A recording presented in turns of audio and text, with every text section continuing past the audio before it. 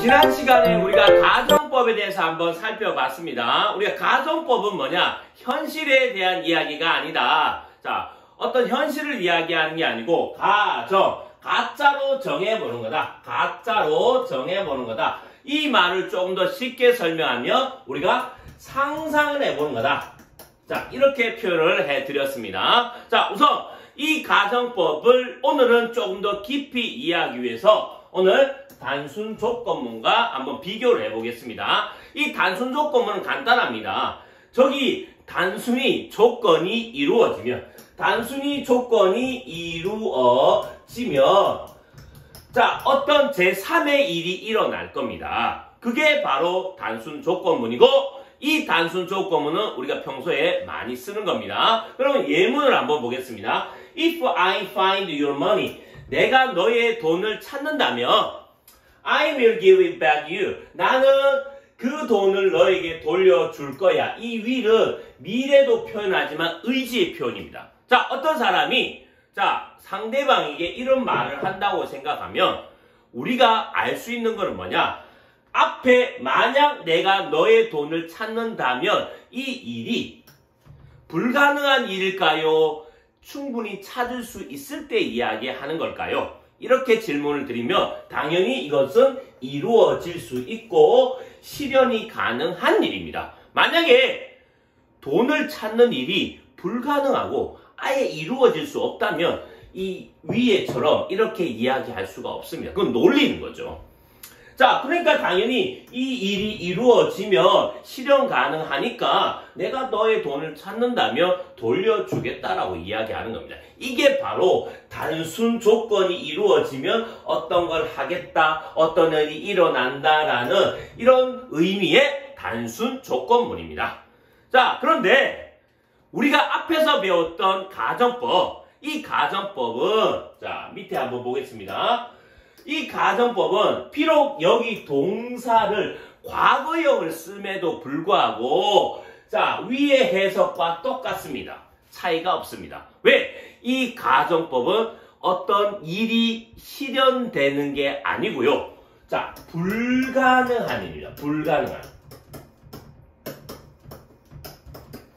자, 물론 가정법 과거를 쓸 때 다른 상황에서 씁니다만은 현실에서 불가능한 일일 때 이 가정법을 쓰는 겁니다.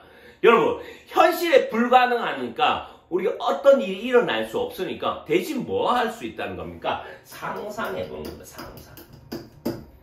아시겠죠? 그러니까 우리가 현재 있었던 일을 이야기하는 게 아니기 때문에 가정법이라는 틀에 맞추어 써야 됩니다. 그래서 현실에서 현실에서 불가능한 일을 이야기할 때는 가정법 과거를 씁니다. 그래서 가정법 과거를 쓰지만 이 과거형 동사를 쓰지만 해석은 현재처럼 위의 것과 차이가 없습니다. 잘 아시겠죠? 그러니까 if I found your money가 됩니다. 내가 만약 너의 돈을 찾는다면 이 found를 썼다는 것은 가정법을 썼다는 거고 이 가정법, 상상을 한다는 것은 이미 현실에서 이루어질 수 없는 일입니다. 그래서 대신 상상해보는 겁니다. 아시겠죠? 조금 잘 이해하셔야 됩니다. 그래서 이 1번하고 3번은 해석상의 차이가 별로 없습니다. 자, 그런데 2번하고 4번을 잘 비교하면 이 조동사에 역시 과거형을 씁니다. 가정법 과거에서는 어쨌든 앞에 과거형, 뒤에 조동사도 과거형을 쓰는 겁니다. 그런데 해석을 잠깐 보면 나는 그 돈을 돌려줄 거야 이렇게 이야기했지만 밑에 보면 돌려줄 텐데 아니면 돌려줄 수 있을 텐데 이런 뉘앙스, 이런 감정을 우리가 좀 깔고 이야기하는 겁니다. 그러면 그 감정을 어떤 감정을 까냐면 아쉬움. 자, 어떤 소망, 돌려줄 수 있으면 좋겠는데 라는 아쉬움을 깔고 이야기합니다. 그래서 이 가정법이라고 할 때 이 법이 우리가 보통 아는 그 법이 아니고 영어의 해석에서 mood입니다. mood. 어떤 기분, 어떤 감정을 깔고 이야기하는 겁니다. 여러분들 해석 보세요. 나는 그 돈을 너에게 돌려줄 텐데 라고 하면 어떤 걸 느낄 수 있죠? 충분히 이 사람이 어떤 아쉬움을 깔고 이야기하는구나. 이 사람이 그렇게 돌려줬으면 좋겠다 라고 소망하는 마음을 깔고 이야기하는구나. 아니 왜 아쉬움과 왜 그런 소망을 깔고 이야기하냐? 정답은 앞에 있는 것처럼 현재 어떤 불가능한 사실을 알고 있기 때문입니다. 그래서 돈을 찾을 수 없어요. 돈을 찾는 일이 현실에서 불가능합니다.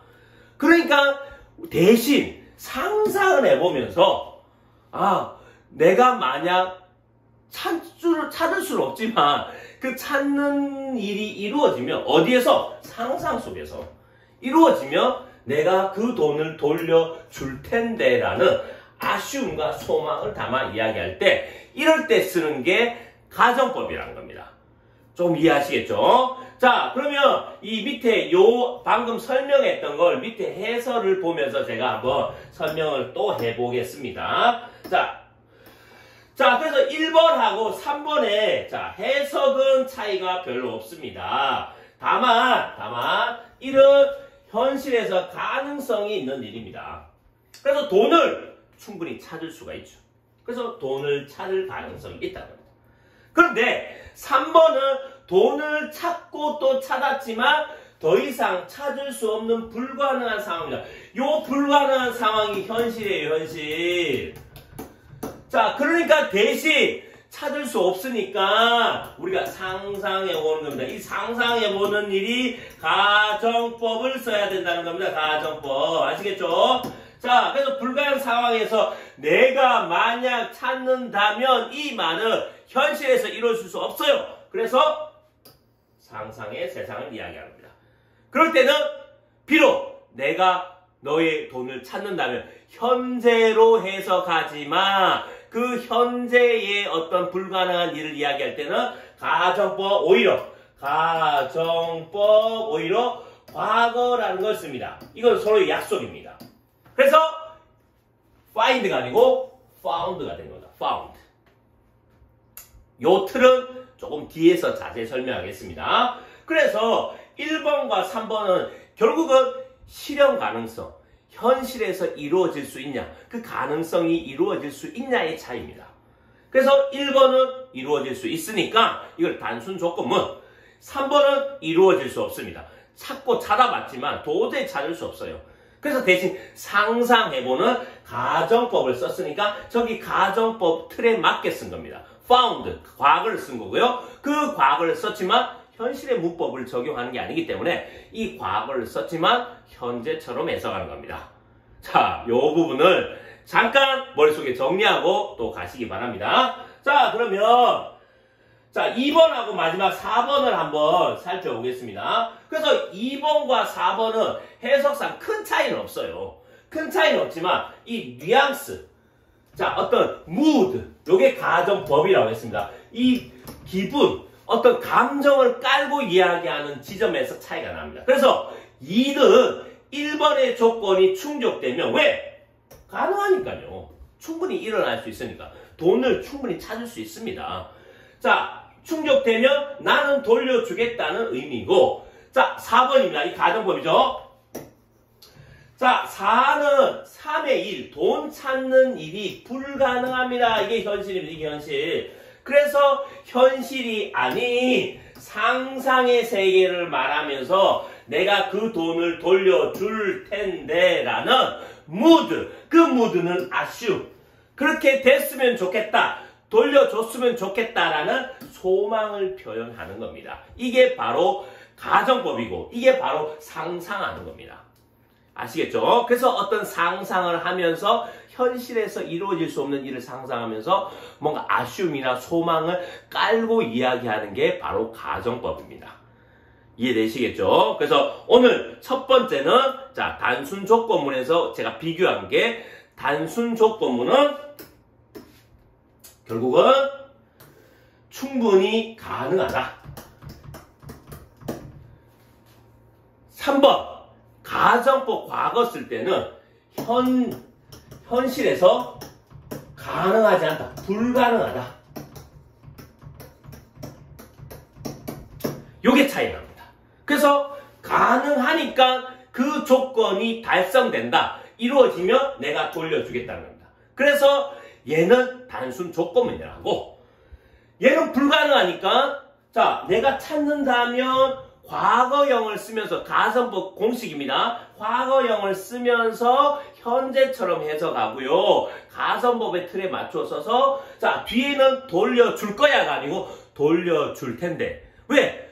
불가능하니까. 그걸 압니다. 그래서 어떤 아쉬움이나 소망을 깔고, 감정을 깔고 표현하는 게 가정법 과거라는 겁니다. 요 지점을 잘 이해하시고, 두 번째로 제가 비교하는 문제를 한번 보겠습니다.